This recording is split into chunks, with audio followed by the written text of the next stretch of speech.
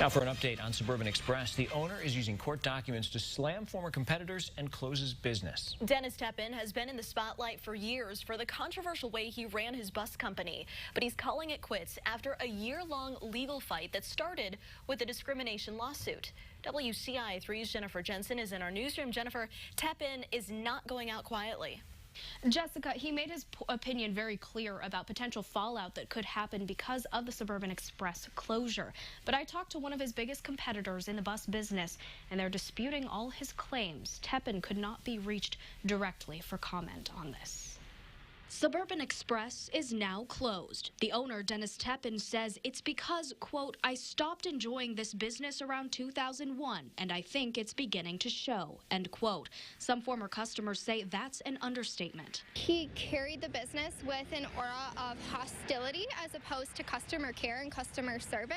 We told you about Bridget Jasinski's personal experience with Teppan earlier this year. She bought a ticket, the Suburban Express bus didn't show up, and then she confronted Teppan about it in person. At first, he didn't admit to the mistake. He later apologized to customers in an email offering refunds, but he responded to Jasinski separately, calling her a spoiled little psychopath.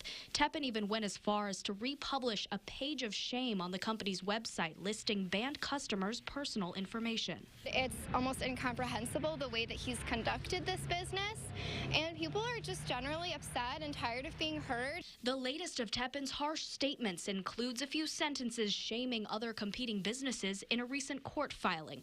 He said, quote, we prefer to sit on the sidelines and watch as competitors' fares rise, frequency falls, and passenger injuries and fatalities increase, end quote.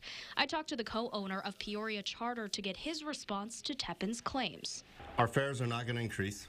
I can say that with absolute certainty. James Wang also says frequency of routes won't decrease. And when it comes to safety, Peoria Charter has always had a high safety rating. Our safety rating is actually higher than that of Suburban Express, as you can find that online. Our model and motto has always been safety first. Peoria Charter has been at the center of Suburban Express commentary for years. Over the last couple decades, I think since we started our operation here, there has been many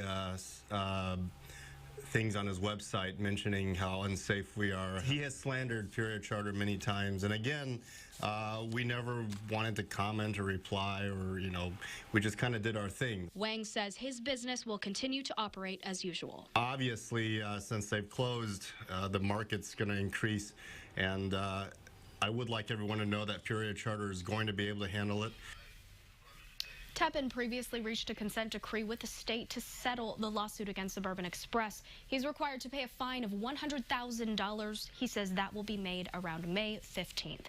In the newsroom, I'm Jennifer Jensen, WCIA3, your local news leader. Jennifer, thank you.